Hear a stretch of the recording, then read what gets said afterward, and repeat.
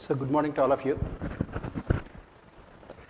Today, as part of our discussion on current topics and current affairs, let us look at ethics.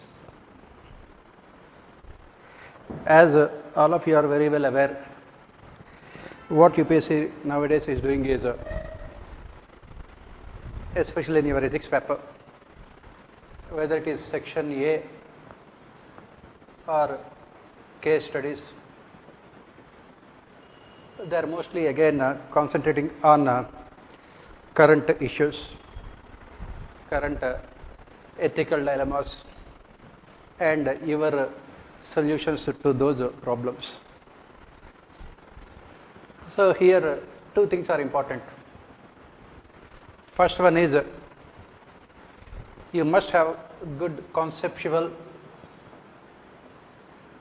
knowledge.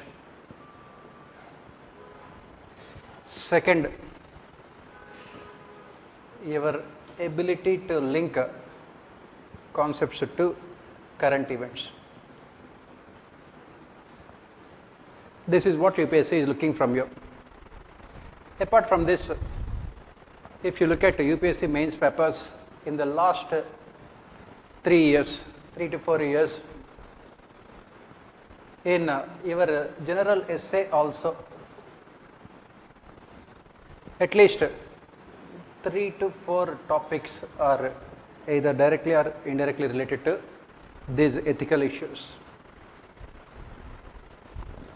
So today let us try to find out what are they and what are the present ethical dilemmas faced by the societies and how to overcome those dilemmas and what should be your approach to those dilemmas. So if you look at this point of time, the entire world is facing this COVID crisis, corona crisis. We can see that these crises have brought into focus the nature of our societies,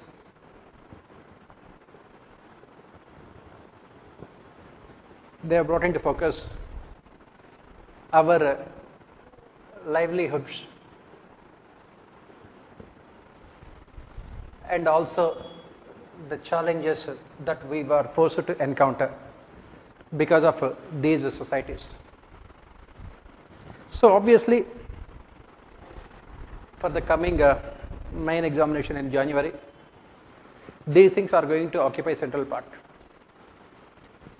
It can be about our materialistic societies.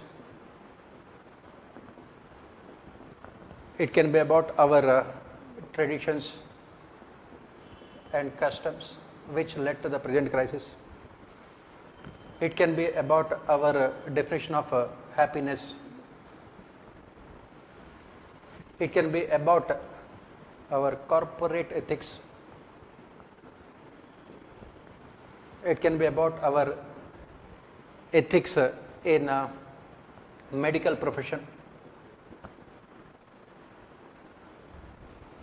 It can be about the moral responsibility of the state towards citizens, moral responsibility of the state towards citizens. It can be about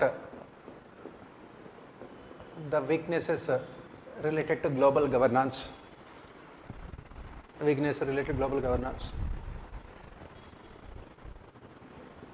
It can be about collective responsibility of citizens. And most importantly, as we study in ethics, it can be about ethics in international relations.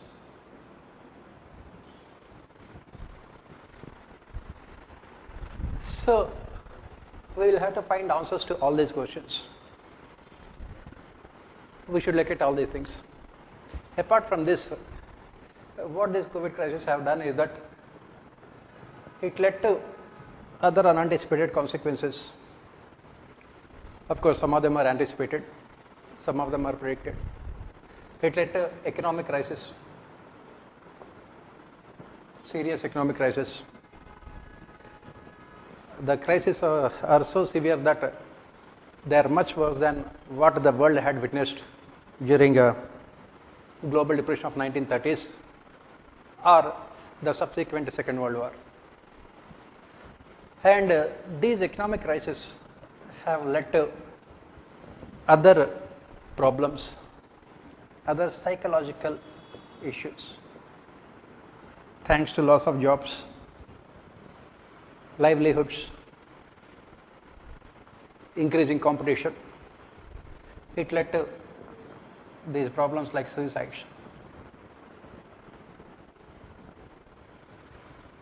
So we have to look at all these things from a completely macro perspective, and at the same time giving focus to individuals. Finally, we have to talk about solutions to all these crises. As we have mentioned repeatedly, nowadays if a world history has to be written, as we say, it is BC and AC, not BC and AD. It is not the BC, before Christ and after death. It is about before Corona and after Corona. That is the kind of impact it has. So what are the challenges, especially from ethical point of view, moral point of view? What are the problems and what could be the solutions? So let us look at all of them, all these aspects. Let us try to find answers to all of them in today's class. Let us see them. So what we say is that since the start of this human civilization, human beings have been trying to find answer to this question: what is the essence of human life?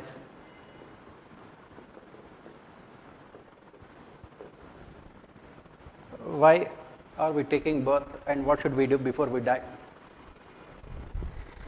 And on the basis of the contributions of many philosophers and thinkers, it was realized that happiness should be the essence of human life. Human beings must be happy. They must remain happy. But the question that comes up is, what is this happiness? How do we define happiness? That is where the problem is. Especially with the advent of Industrial Revolution, we started defining happiness in terms of materialistic comforts.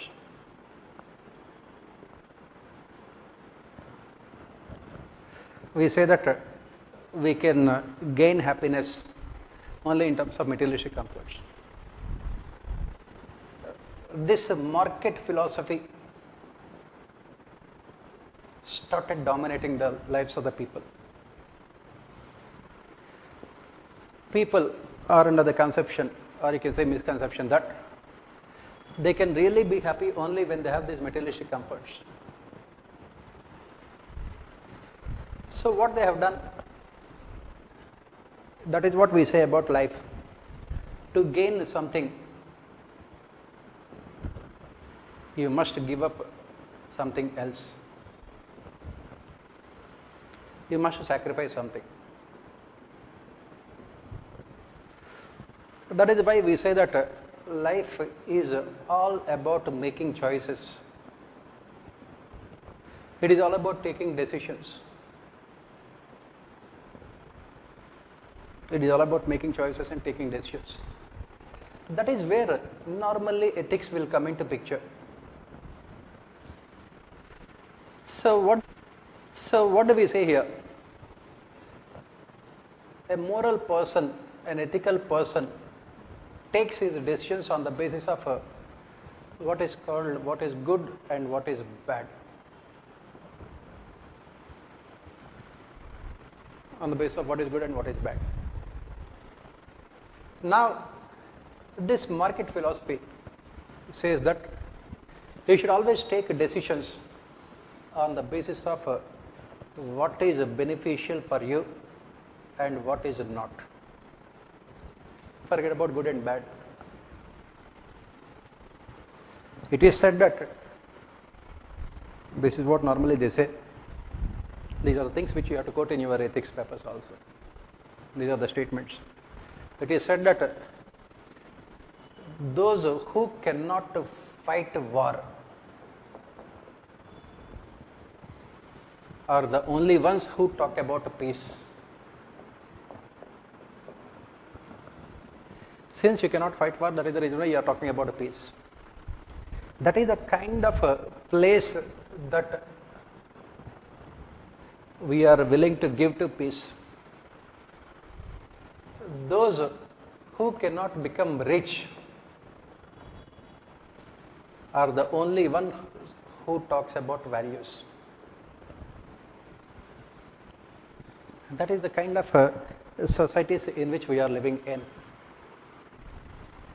So what really matters at the end of the day is how rich and powerful you can become. If you are not becoming rich and powerful in your life, it is a case of sour grapes. Then you talk about values.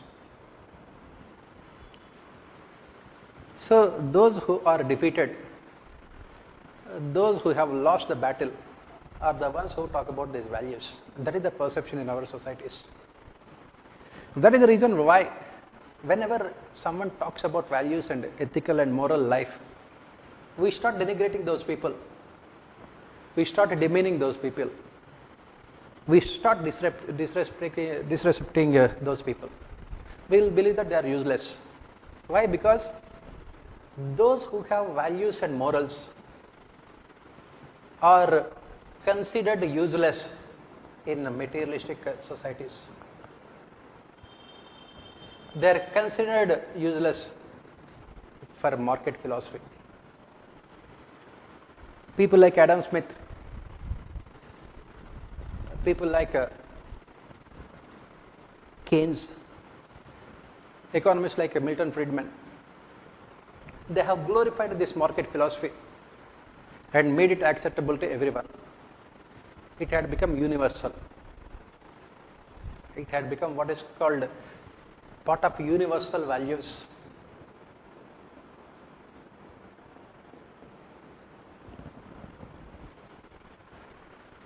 So, the only business in life that you have to talk about is business and nothing else. Every aspect of our life must be defined in terms of business. And what is this business? It is all about P&L, profit and loss.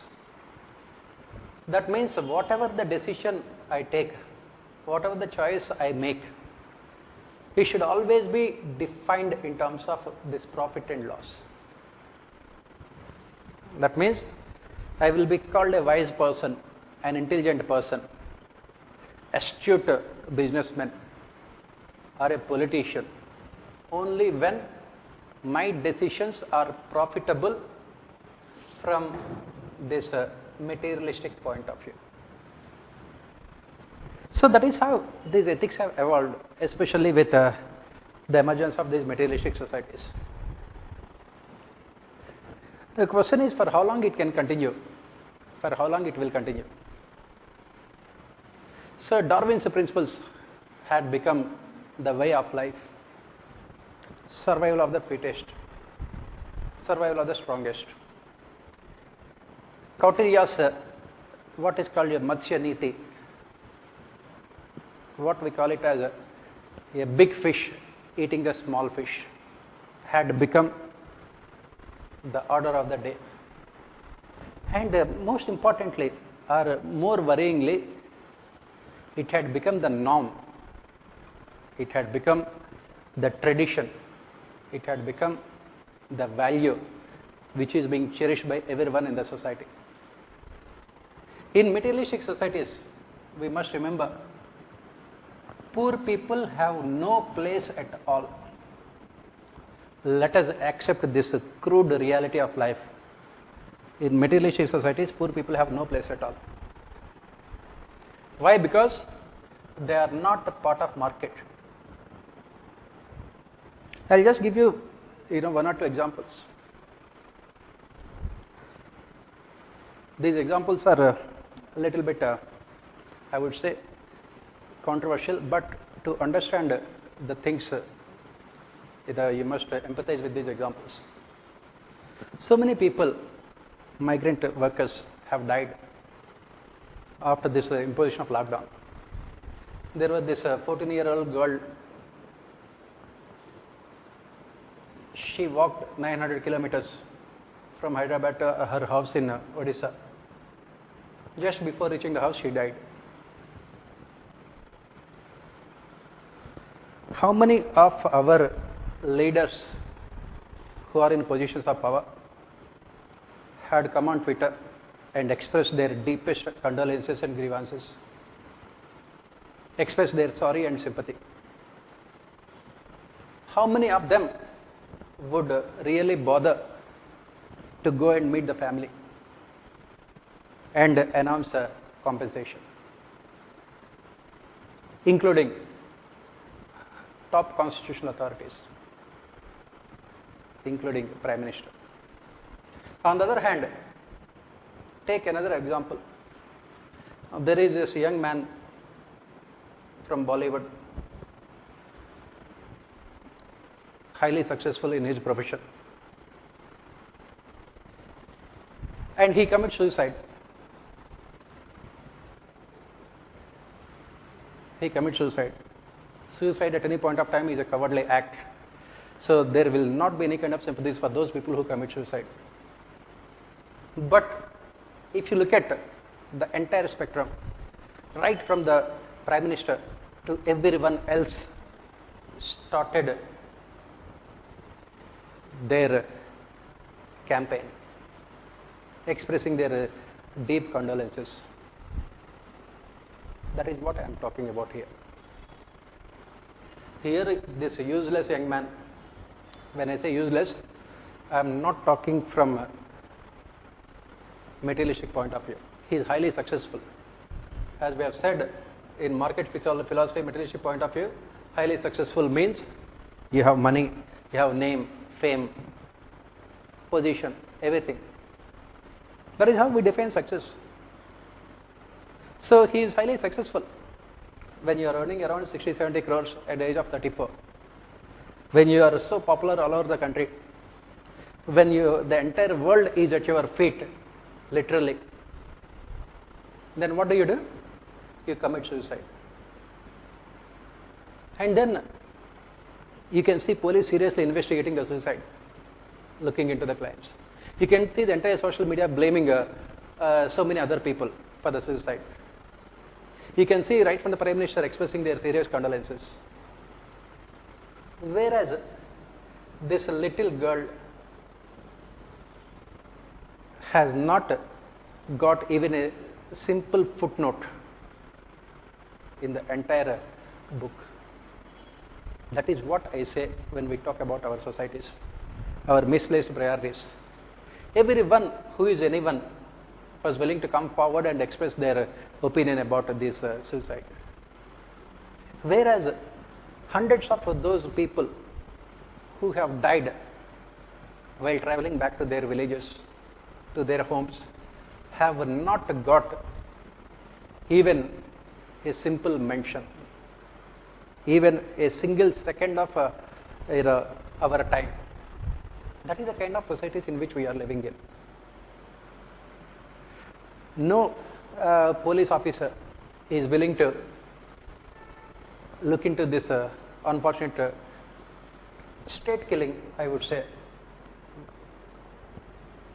It's a complete failure of the state. No one will be made accountable. No judge would take up the case on a suo motu basis here, making the state culprit. No media house will make it a headline for continuously. No social media posts will be there to express their grievances. This is where our society is moving in the wrong direction. It will continue to move. As we study in our ethics, what we say is that natural tendency of any society is to move towards entropy. That is what Hindu philosophy says. Anything that takes birth has to die. So is the case with the societies. So with the passage of time, the only thing that is certain is destruction of our societies.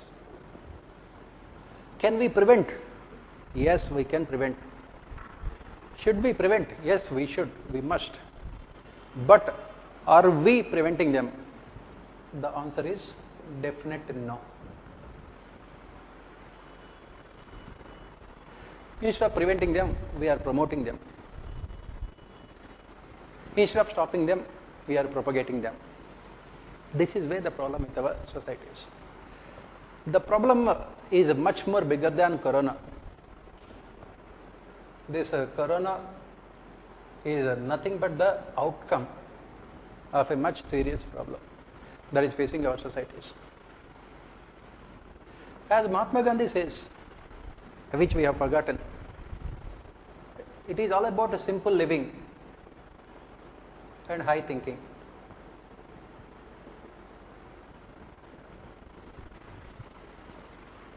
Now we have changed it, high living and no thinking. He always talked about living close to nature. How many of us nowadays can wake up to the sounds of the birds early in the morning, especially in the cities? None of us. Even people in villages also have forgotten these things. What this lockdown, corona has brought into focus is what we are missing. We are missing this life, living close to nature. We have so far moved away from nature that for the future generations, this nature would become an academic exercise only. It would become an academic exercise only. They would never be able to see the practical realities. Why? Because anyway, thanks to technology, we are living in virtual reality.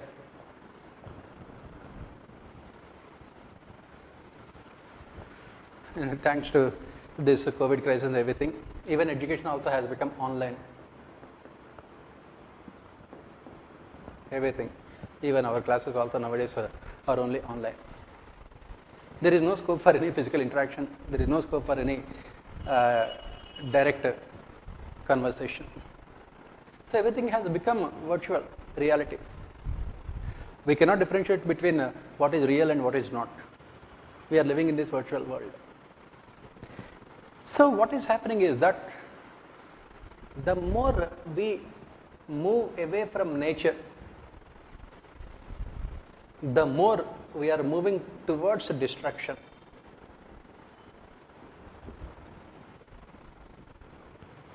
Moving towards destruction. So what is this linkage here? What kind of linkage that we can find here? Especially from ethical point of view, what is the linkage here?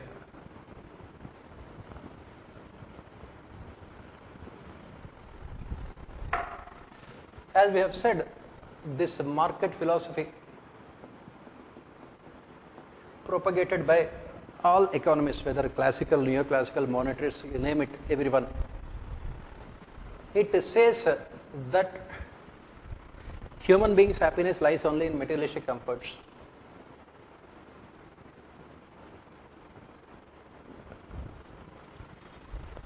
The more materialistic comforts you possess, the more happy you are.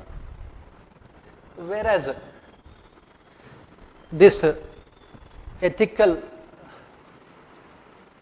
and moral life demands that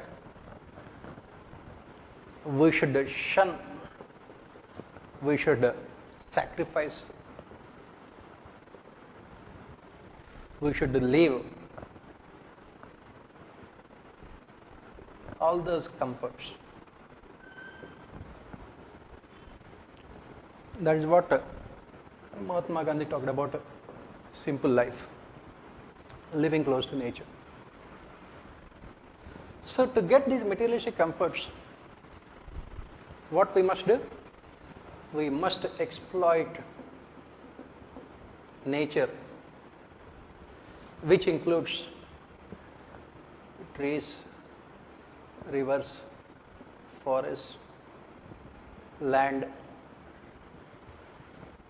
water, sun, everything, and then animal kingdom also.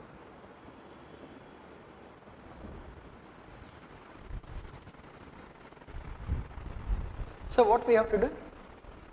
We have to use them. We abuse them and misuse them. For example, look at this. Our food habits have changed. Earlier, we used to, there are two kinds of people, that's what we say. Those who eat to live and those who live to eat.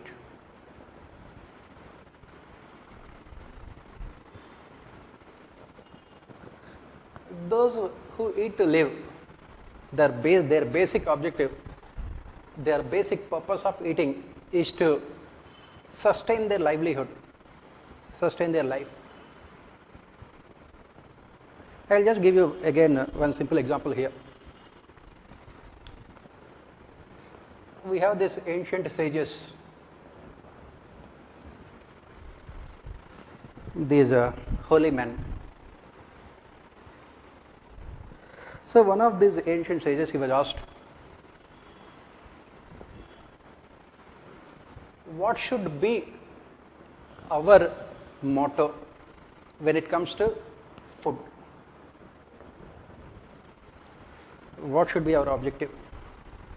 What should be our essence when it comes to food? He said that as long as we look for taste in our food, we are destroying ourselves.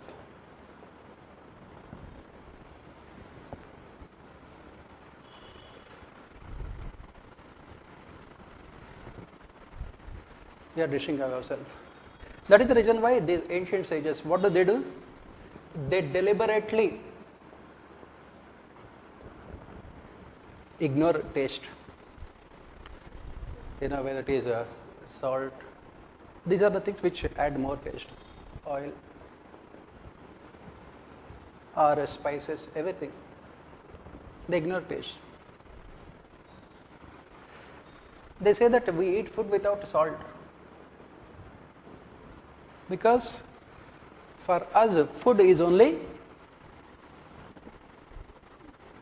has that kind of importance that it needs to sustain our life. Beyond that, it has no importance. That is the reason why they mix all the items in the food and they eat it, so that they will not get the taste of it. This is what, this is very extreme, but that is how they used to live, very close to nature. And they would eat mostly raw vegetables only, not even cooked ones, which are available in nature. So this is what, is it possible for us to do like this? No. But what we can do is, we can control.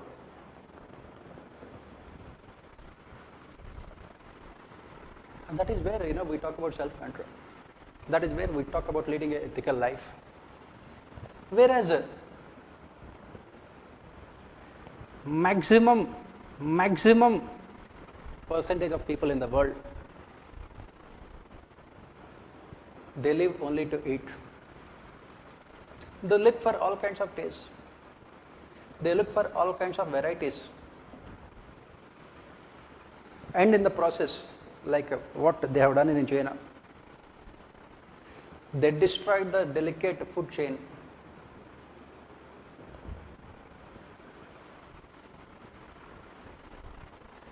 Plants are the food for small animals. The small animals are the food for other bigger animals. So that is what we say about food chain. So when you start eating all the animals by destroying the food chain, what will happen? You are destroying ecological equilibrium, which is sustained delicately by nature. Then what happens? The kind of crisis that we have now. The kind of crisis. So you can look at, our present day societies. Go back to pre-liberalization days, before 1991. We don't have any of these McDonald's and burgers and pizzas and everything else, all these fast foods. They are neither fast nor can we call them as food. Complete misnomer. And what it happens? First of all, our digestive system is not tuned to digest all these fast foods. It can result in so many health problems. It can result in so many unwanted health issues. Not only that, most of these fast food chains are part of what we call this food chain only, destroying the food chain. So what we are doing, when Mahatma Gandhi spoke about vegetarianism, it was not a blind faith or blind belief. It was about observing the societies, observing the ecological systems. And that is the reason why he always spoke about this self-control, which is the essence of our ethics. On the other hand, these materialistic societies, they are completely against it. They say that this materialistic society is a make-believe society, wherein you are forced to believe that something which is luxurious, which is a luxury, they force you to believe that it is the most essential part of your life. It is the most essential part of your life.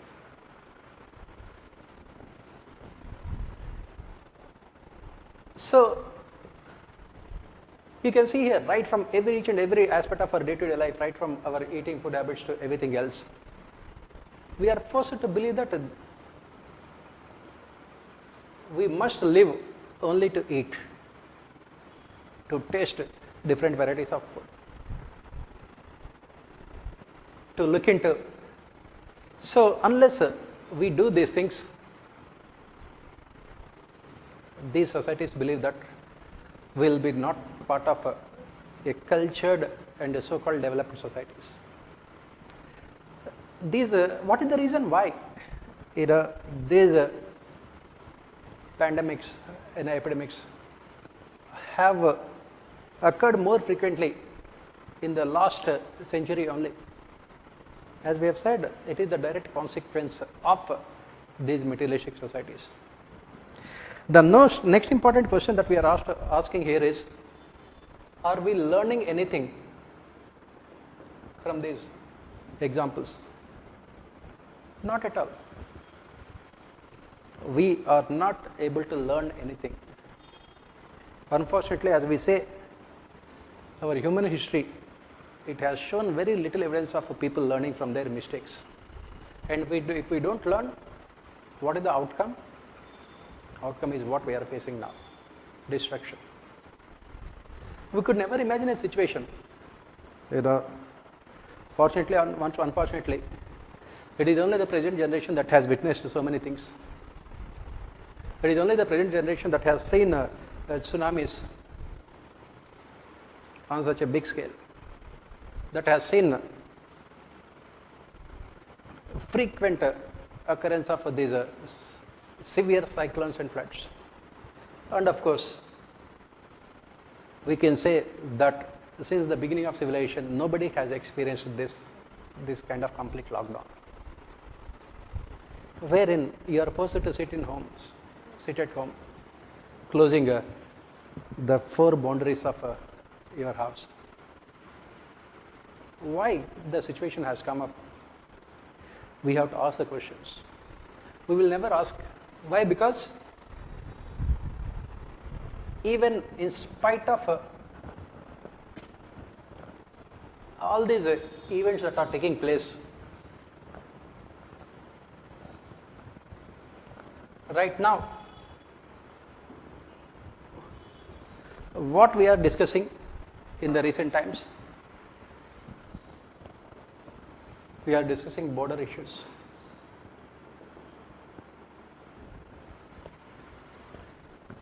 We are discussing about global hegemony, especially US and China. We are discussing about suicides. We are discussing about how to revive our GDP. We are discussing about how to attract FDI.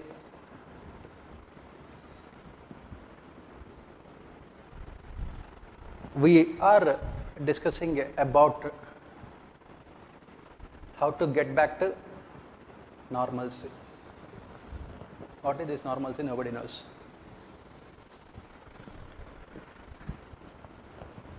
Nowhere else, I am talking about in the entire world,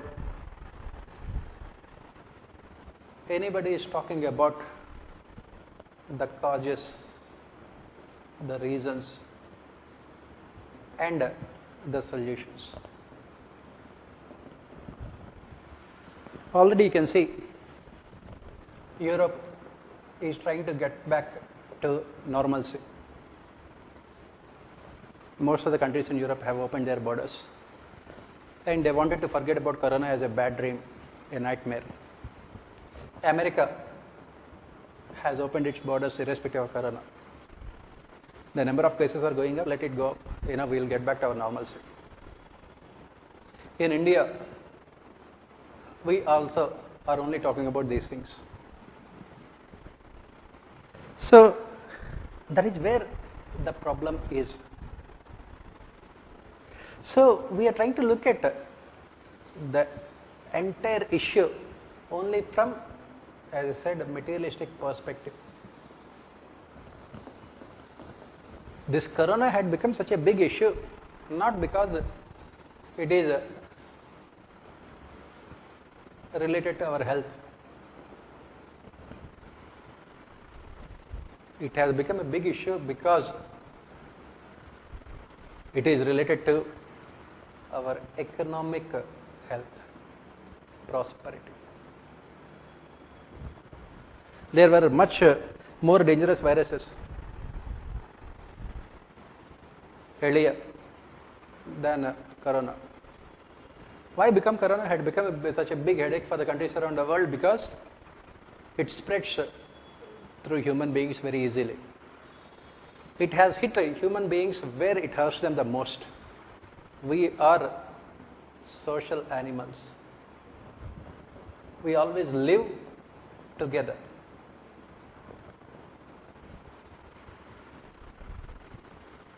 It has hit us where it hurts the most, this corona. That is the reason why it has become such a big. Earlier we had viruses, SARS was there, AIDS was there. They were not as big as corona because they don't spread so easily. Whereas corona had become such a big thing. So instead of looking at the genesis of the problem, and we believe that this corona should be tackled by health experts, rest of the society can easily forget. Once the vaccine comes, we can get back to normalcy. That is, we can go back to our materialistic world. We can go back to our materialistic world happily. We can think about our stock markets. We can think about our GDP and per capita incomes. We can think about our foreign investments.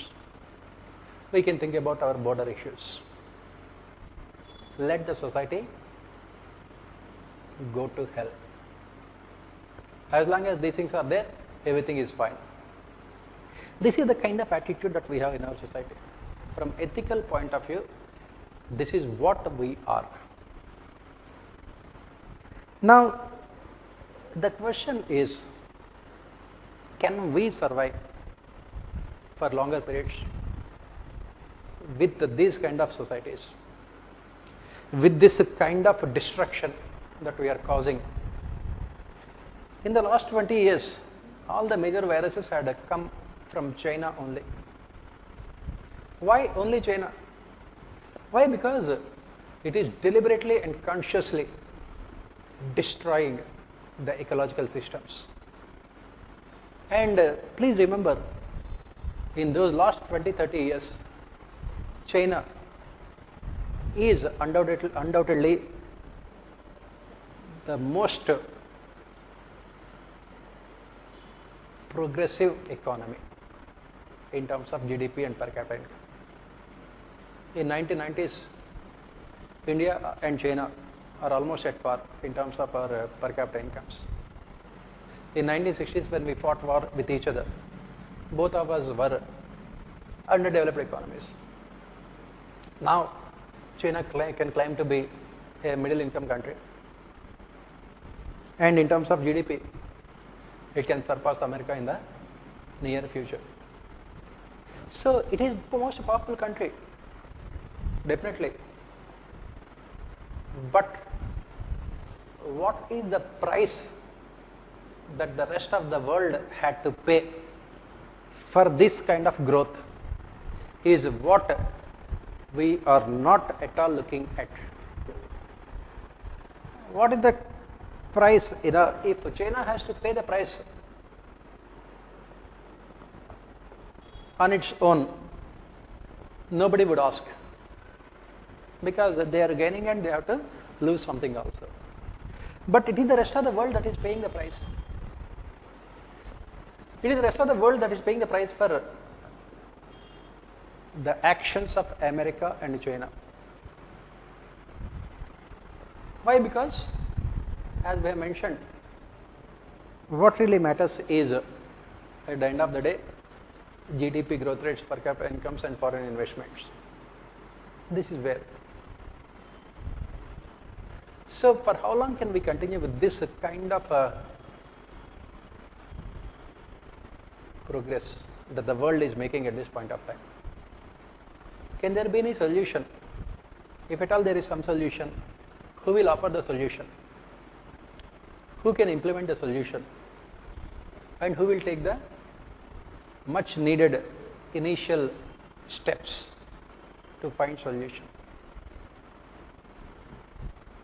Whether we like it or not, there cannot be any macro solutions to these problems.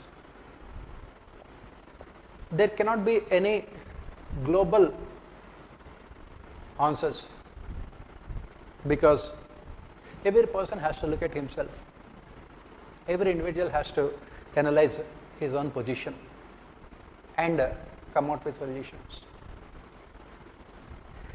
As we have mentioned, we keep on mentioning, with these materialistic societies, these materialistic comforts are so alluring to us that we become completely blind to whatever that happens in and around us. When we say that we become completely blind, 99% of the time we deliberately close our eyes, thinking that if I am the person who is doing all those things at an individual level, what kind of impact it will have on the entire society as a whole. For example, I have money, I have centrally air conditioned house, so I will keep my house completely air conditioned 24 hours. What kind of impact I have on the entire society? It does not really matter in the CFCs that are released when these air conditioners are operating. I believe that they are so minuscule that it does not matter to ecology, environment. But what we don't remember, what we deliberately forget here is that when you talk about the water in the ocean,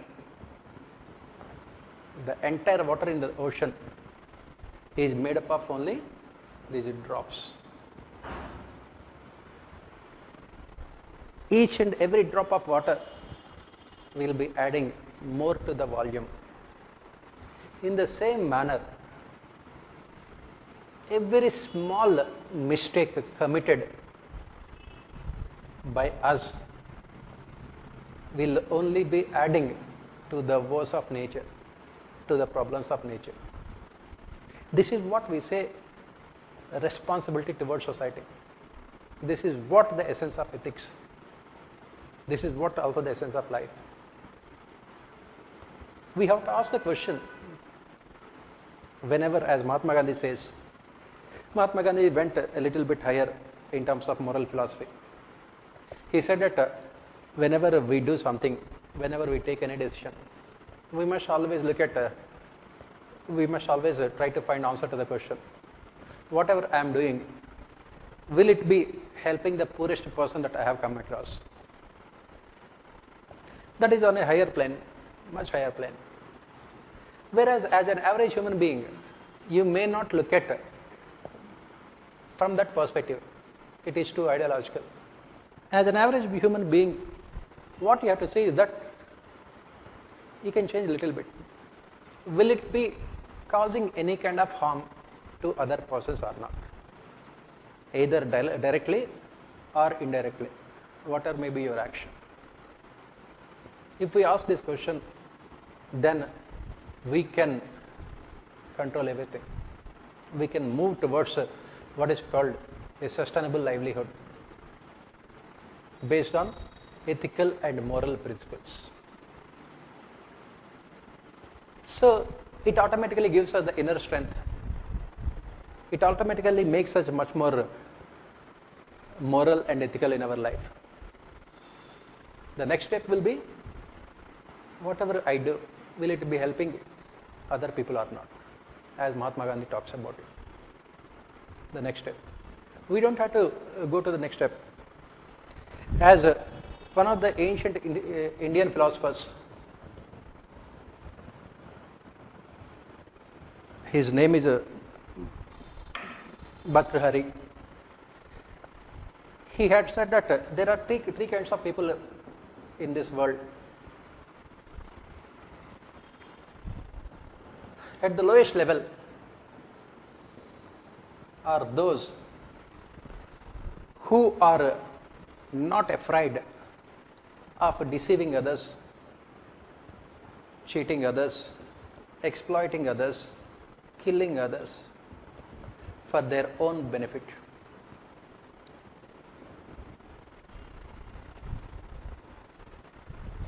They are the lowest category. He called them Nicha Purush, lowest level. At the middle level, he called them as Madhyam Purush. Here, they are self-centered. That means they only think about their benefits. But at the same time, they also don't think about others. They don't cause any kind of harm to others also.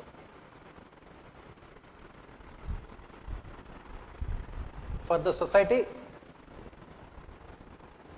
they are neither good nor bad, because they don't cause any harm to others. They don't do anything illegal and immoral, unethical. At the same time, they don't do anything for the society. They only think about themselves and their family and everything. At the topmost level, what he calls them as Uttam Purush. They are the ones who live for the society. They are the ones who die for the society. Self-interest will be the last thing on their mind. This is what Mahatma Gandhi was talking about. And very difficult to find these kind of people. That's why they are ideals, ideal human beings. We don't find them, rarely if at all. Otherwise we don't find them. That is what Abraham Maslow calls them as self-actualized people. That is what Sri Krishna in Bhagavad Gita calls them as self-actualized persons. They are the highest level, we don't find them. So what happens? There is every tendency of this second category going into the third category rather than moving up to the first category. And that is where the problem with our societies. Again, please remember, these are things which you have to quote in your ethics papers. Why we are witnessing denigration of values and ethics in our societies? What happened with the materialistic societies is that maximum number of people who belong to the second category are moving towards the third. Why? Because, as we have mentioned, in materialistic societies what really matters is materialistic comforts. So what we are doing, this second category used to be a very significant group in our societies. Earlier, because before industrial revolution there were no comforts and luxuries as such. Now this second category has almost disappeared. Maximum people belong to this category. This first category did not exist right from the beginning of civilization. Very few people like a Gautam Buddha or a Jesus Christ, historical personalities, or to some extent Mahatma Gandhi or a Vivekananda or a Mother Teresa. Very few people. But the problem for our societies is that this middle group, which used to be very significant, has seen drastic decline. That is where the problem is now. Now the materialistic societies, as UPSC keeps on asking in our ethics paper, almost every alternate year the question will be there. In our materialistic societies, what happens is these ends become much more important than means.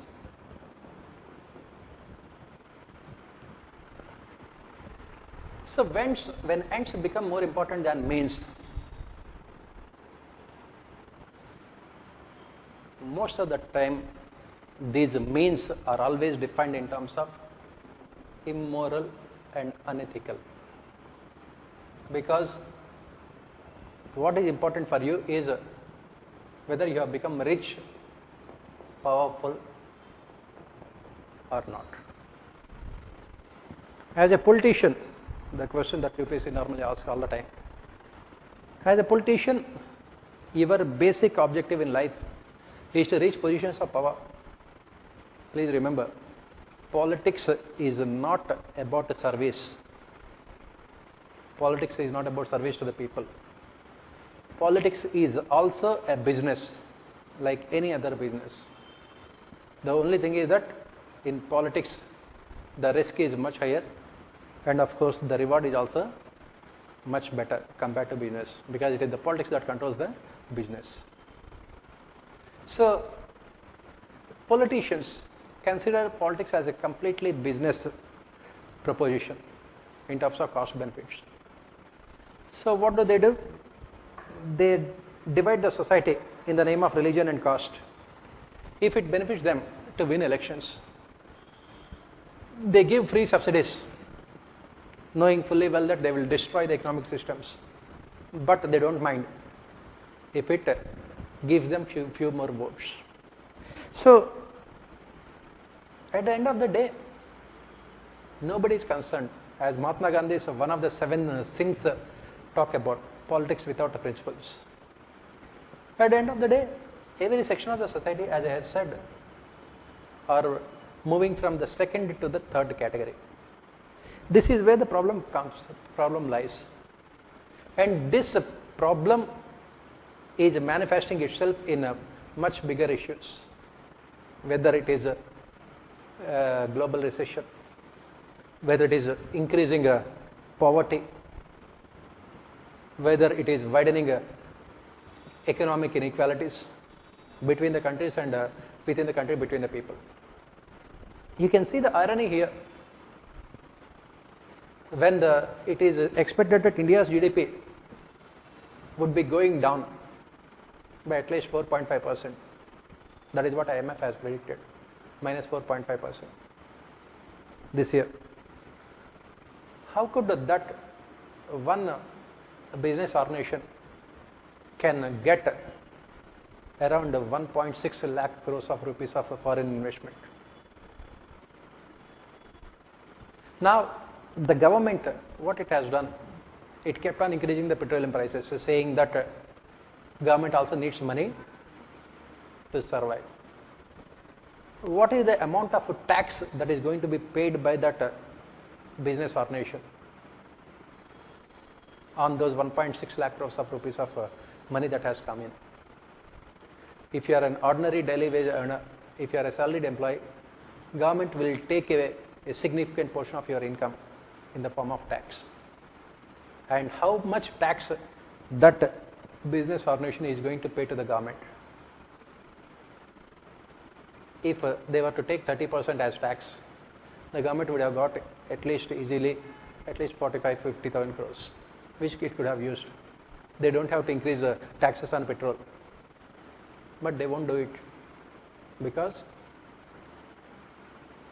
government says that they work for poor people, but in reality they only work to protect the interests of rich and powerful sections of society. And with that kind of investment that he is getting, 1.6 lakh crores, how many people will get employment? It is anybody's guess. The investment will be going only into the service sector, wherein employability is very, very less. Even otherwise also, they don't employ more number of people. That is where we talk about ethics. That is where we talk about ethical governance. And unfortunately, this is not we are talking about now. So coming back here, so as we mentioned, what is the solution? Ultimately, we can keep on talking about the problems. We can keep on talking, analyzing the issues. So what is the solution to all these things? The solution is simple. As I said, self-control, self-discipline. The solution is very simple. Developing those morals and values which decide our choices, which influence our decisions. Are we in a position to do so, especially living in a materialistic society? As the question that UPSC asks repeatedly in your ethics paper, probity in public life, the most difficult thing that you can expect. You cannot expect an IAS officer to be honest, efficient, sincere, disciplined, empathetic, service oriented, when the rest of the entire society is characterized by corruption, inefficiency, indiscipline, and materialistic comforts. This IAS officer unfortunately belongs to the same society, and you cannot expect him to imbibe all those qualities. He belongs to the same society which values success than goodness of a person. In materialistic society of a person, in materialistic societies, as I have mentioned, a person who is good is always considered useless. Why? Because he will not add anything to the materialistic values. For example, you go to a doctor with a small problem, you go to a corporate hospital.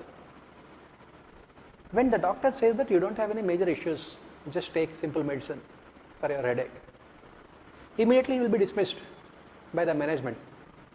Why? Because he was not professional in his approach. What do you mean by professional? He has to ask you to go through at least 100 different tests, different scans, and they will prescribe hundreds of medicines.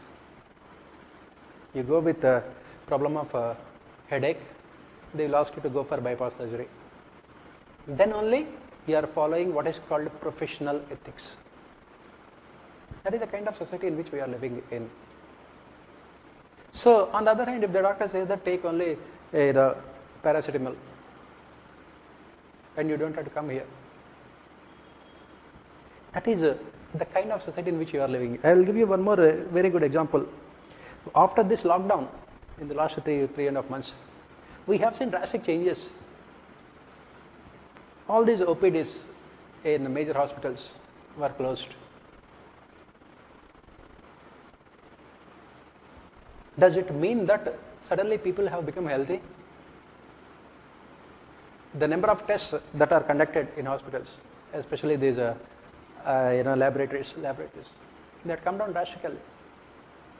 Does it mean that people are finding solutions to their problem on their own without approaching the doctors? So what does it really mean? It means only one thing, that this medical profession had become or had lost its values long time back with the so-called corporatization of hospitals. The same thing you can see anywhere else, everywhere else. The people are not going for tourist purposes. They are not unnecessarily traveling. They are not eating out. For 3 months people have remained in the houses. They are not eating out. Does it mean that they have lost something? On the other hand, most of them have improved their health also. So that is where what I am saying here is that we have to separate what is necessary for our livelihood and what is important from the point of view of materialistic societies. If as a human being we can make this distinction possible at our individual self level, then we can easily find solutions to all those problems. Of course, it is going to have a huge negative impact on the society. No economist would like this kind of solutions. No policy maker would appreciate this kind of suggestions. No country would favor these things. But ultimately, this is what we say the solution to the problems that we are facing now. Is it necessary for us to expand our food basket in the name of tasting varieties of food, even though it's not at all important for our survival? The question that we have to ask. It will definitely impact the food business, but again, as Joseph Schumpeter says, it is all about entire economic activity is all about construction through destruction. When some professions become outdated, new ones will come up. So we can always think about many constructive activities. We can always come out with many constructive solutions without harming the society, harming the nature, harming the environment, harming the ecological systems, and most importantly, killing other animals and human beings. We can easily do that. But unfortunately, right from the days of Gautam Buddha to Jesus Christ to Mahatma Gandhi, Everyone spoke about the same thing. Unfortunately, none of them succeeded. The only thing they have done is they have sacrificed their life. Jesus Christ has sacrificed his life. So is the case with Mahatma Gandhi. They fought for societies which should remain peaceful, which should function on the basis of moral and ethical principles. And what the society has done? They killed them. As Lord Krishna says in Bhagavad Gita, it is very, very difficult to understand this essence of human life. Even if you understand, to put into practice is almost impossible. Why? Because the vices that Bhagavad Gita talks about, 6 different vices, are the ones which rule our behavior, actions, decisions as well as life. As we talk about them in our ethics, Kam, Krodh, Lobh, Moh, Mad, Matsarya. And all these 6 vices have their origin in what is called desire. That is the reason why Gautam Buddha says desire is the root cause of all evils in this world. Is it possible for us to control our desires? Is it possible for us to regulate our wants? Is it possible for us to discipline ourselves? That is where the problem is. That is what ethics always talks about it. It says, have this kind of a moral and ethical life, have self-discipline, ensure that your decisions will not hurt anyone, either directly or indirectly. Make sure that whatever you do, it will only be helpful for the society, both in the short term as well as in the long term. If all of us can think and do like this, there is no reason why we can move towards a peaceful, sustainable, developed, and most importantly, moral societies. Can we do it? It's not $1 million question, it's $1 trillion question. Should we do it? It's a no-brainer. We should do it. Can we change our priorities? Very difficult. As I said, we are living in a society which has more concern for a useless young man who commits suicide than any sympathy for a 14-year-old girl who walks 900 kilometers. Most of you who are listening to this lecture may not be knowing about these things. That 14-year-old girl walking for 900 kilometers, just dying in front of her house. Why? Because, as I said, society is only concerned about successful people, so-called successful people. In what way Sushant Singh Rajput is successful, we don't know. But from materialistic society point of view, he is successful. From the moral perspective, from the ethical perspective, from the perspective of the spiritual life, is he? We always know what the answer is. If you are a coward, you can never be called a successful person. And who is much more brave, who is much more courageous here? The girl who undertook that 900 kilometers of a walk. And we don't appreciate those people. Why? Because, as I said, we are only concerned about rich, famous, and successful personalities. As long as we continue to live with these kind of misplaced norms, as they say in Hindu philosophy, salvation is impossible. You can never have any salvation. Definitely materialistic success is required. But the question that we have raised earlier, what is the price that we are going to pay for that materialistic success? Why? Because as we study continuously in our entire ethics paper, This materialistic success is only a journey without any destination. This is very important. These are the statements as I keep on saying, which you have to quote in your ethics paper and essay papers. This materialistic success is only a journey without any destination. Why? Because there is something higher, there is something bigger to what you have achieved. If you are in the top 10 rich persons in the world, that means there are at least, if you are in the 10th position, there are 9 more people. When you reach the topmost position, you want to retain that position because tomorrow someone else will come. When you are Prime Minister for 10 years, you want to be Prime Minister for 5 more years because there is no end. This journey, this materialistic success is only a journey without any destination. Normally we say that we can be happy only when you reach your destination, complete happy. In materialistic successes, there is only a journey without any destination. So it will provide you only what is called a temporary satisfaction, not a permanent happiness. If you earn 100 crores, you always look at a person who has earned 1000 crores. If you become an MP, look at the minister. If you become cabinet minister, you will be looking at prime minister. So there is no end to this.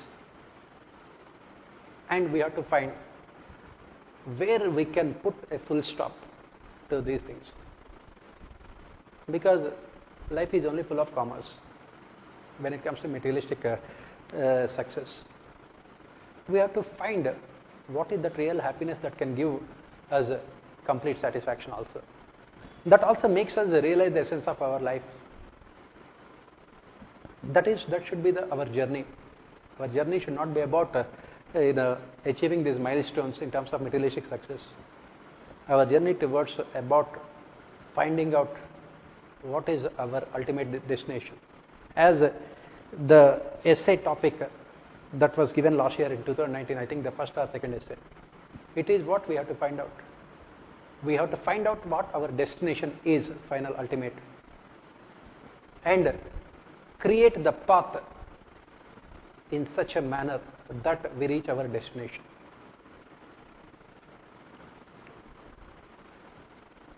So what, ultimately what we can say here from philosophical perspective, the difference between human beings and animals, God has given us the power to think. And this power to think and analyze has made us realize the importance of values.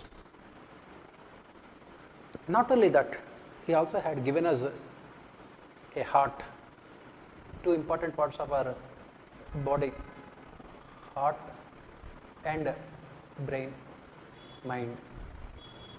He said that you must use your mind and brain to analyze, to think. And this heart, He has given us to feel the emotions. And what we are doing,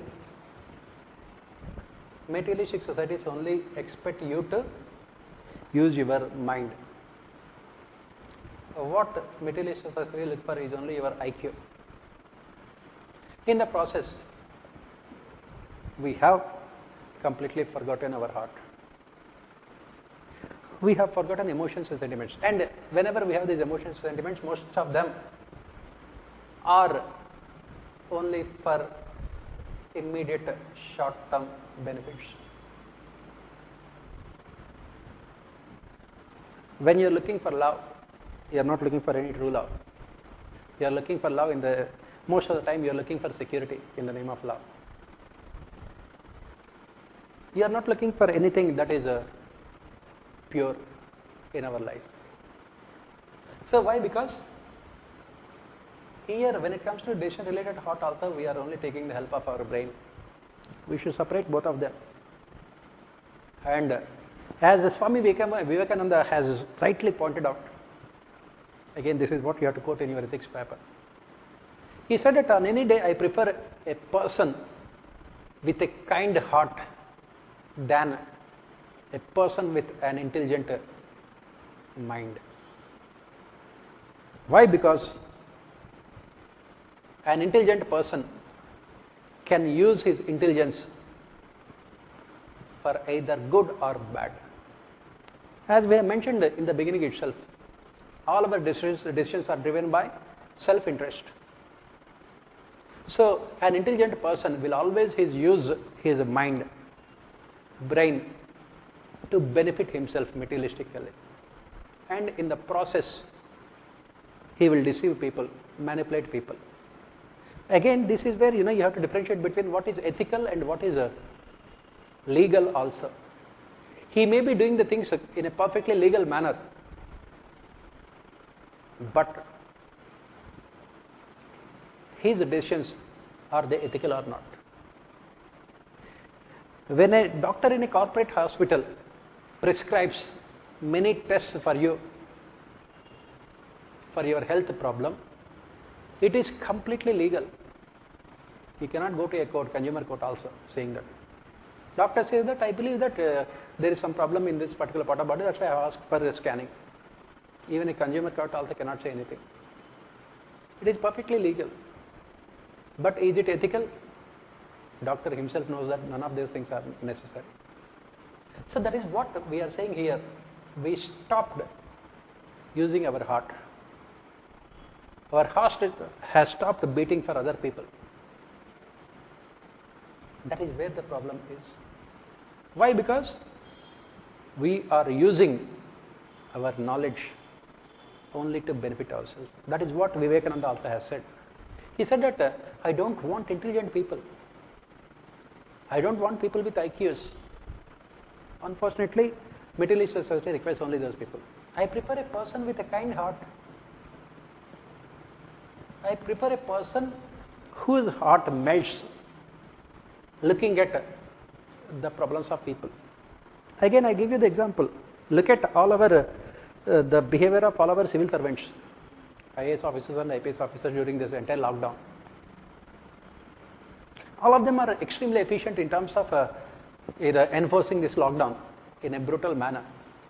Police would beat up all those people who walk on the streets. Especially, police would take a lot of pleasure in beating those people who are these migrant laborers walking on the streets. And whatever they are doing is completely legal. Why? Because the government has clamped complete lockdown. So anyone walking on the streets, anyone without the permission of the government, they can be punished. But it's legal. But is it ethical, moral? That is the question that we have to ask. This is the kind of dilemma that we face as we study in our ethics paper as an administrators. And what do they do? 100 out of 100, they will only take recourse to legal option, not to the moral or ethical.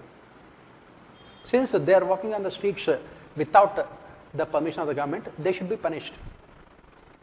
They should be arrested. They should be beaten. They will be severely beaten, which is completely legal. And tomorrow they will get medals from the government also for being very efficient cop. You will get a medal from the government for being an efficient district magistrate for enforcing a complete lockdown in your district. But are their actions moral? Do they ever want to know the cause of the people walking hundreds of kilometers? They don't want, because that is beyond their duty. They are only enforcing rules and regulations without what we call using their heart. And please remember, all those people got into services using their mind only, intelligence. They have never used their heart in their entire life.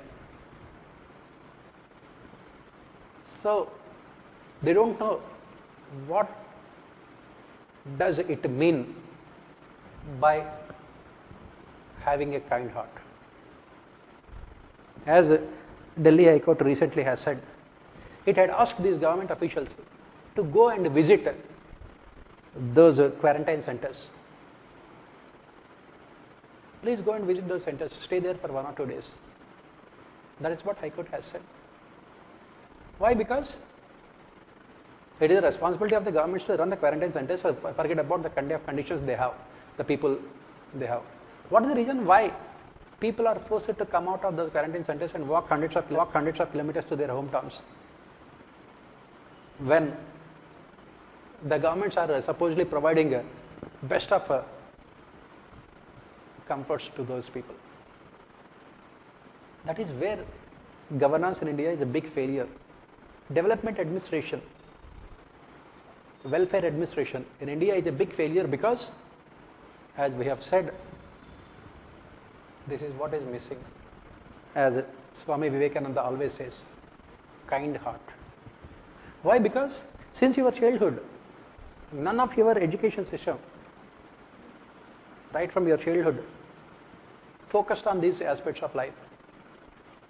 As we say, the basic problem with our education system is that it teaches you how to be successful in life. It teaches you how to become a successful engineer, doctor, lawyer, accountant, and a civil servant. It never tells you why you should be a good person. It never teaches you the importance of values and ethics and morals in our life. That is the reason why, as we say, the problem with our education system is it always produces professionals which are demanded by capitalist societies. It never produces human beings which are needed for survival of civilizations. That is where the problem. Everything right from the day era, as we study in our ethics paper, all the sources of ethics have become redundant. Parents teach their children how to be successful. Colleges and universities teach students how to be successful professionals. And government and the society only talks about success. And religion, unfortunately, talks about everything except morals and ethics. Religion demands and commands blind faith.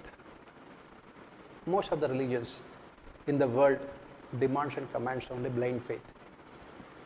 They never tell you to lead ethical and moral life. They say that blindly follow our traditions and customs. So where is the question of us learning these ethics and morals,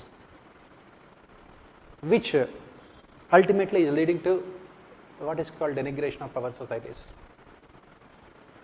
which is leading to decline in our value systems, which ultimately is leading to the kind of problems that we are facing. So if we believe that this corona crisis is a one-time, one-off event, we are deluding ourselves. If we want to find out the real reason, it is there in front of us. It is not a one-off event. It's going to recur again and again and again, whether we like it or not, thanks to the kind of societies in which we are living in. Are we willing to change ourselves? Are we willing to transform ourselves? Are we willing to learn the right kind of lessons? And most importantly, are we willing to recognize the real cause and reasons behind these kind of disasters? That is where the future depends upon. As an optimist, I believe that we are, but as a pragmatic person at the same time, unfortunately, we may not. We may be willing, but we may not be learning. Why? Because as we study in ethics, the influence of evil is always much more powerful than that of goodness. Evil is always much more attractive than goodness. If I ask you, who are the role models for you? You will name film stars and cricketers and politicians and businessmen. None of you will name any person who has sacrificed his entire life for the sake of the society. Why? Because, as I said, ultimately what really matters in the materialistic society is only success. And evil always attracts us much more. Take the newspapers. If there is any good news about someone doing something really great, we don't show any kind of interest. On the other hand, anything which is bad, it always attracts our attention. This is where the problem is. We have to find out the essence of life. We have to find out what is real happiness for us. We have to find out what is our ultimate destination. We cannot confuse our journey with destination, which we do in a materialistic society. And we have to find out what we want from our life. That is where, as I said, at the end of the day, the ocean is made up of these small drops of water only. Even if we, as we study in our ethics paper also, even if we as human beings, as a single person, as an individual, leads this ethical and moral life in our day-to-day life, we might be influencing people, knowingly or unknowingly. We might be changing someone which is good, which can be better for the society. Had Mahatma Gandhi thought about defeat when he fought a lone battle in South Africa, India would never have got independence through peaceful struggle.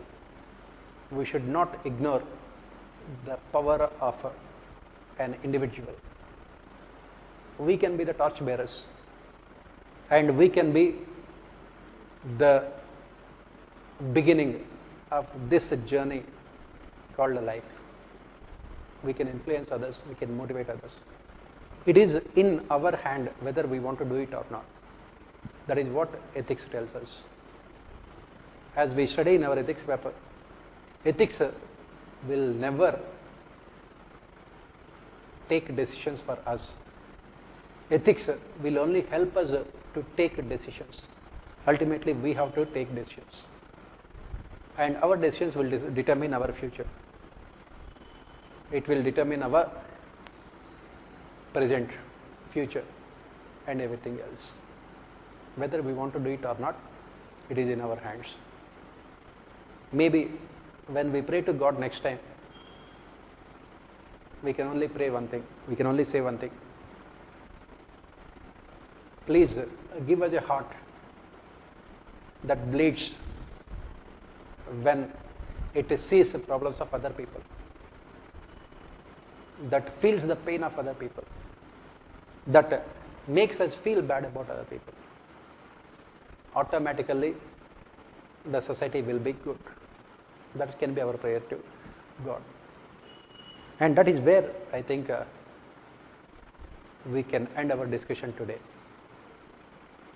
Ethics ultimately is all about ourselves, our willingness, our ability to control our desires, our destination, our journey, and our choices. And we can definitely influence the world with our choices. And all these things you will have to write in your ethics paper, where it is in your ethics paper or in your essay paper. As I said, this year it is going to be more about all these things, thanks to the kind of changes that we have witnessed this year. So make sure that you are including all those points which I have mentioned now in your answers. Make sure that for a change, you are writing answers from the core of your heart rather than using your brain. It can give you more marks ultimately. And ironically, if you follow these ethics, whatever that we have done now in the last 90 minutes or so, it will give you materialistic success also, in the form of clearing this examination. You can use that as an instrument to change the society the way you like. So if you have any doubts, as I said, you can post your doubts on our Telegram channel. I will try to clarify all your doubts. But make sure that this year it's going to be a different kind of question paper in your ethics, as well as in other papers of GS also, as well as essay. Thanks to the kind of crisis the world is witnessing now, they will ask you to analyze these things from ethical perspective and come out with your own solutions. Thank you very much.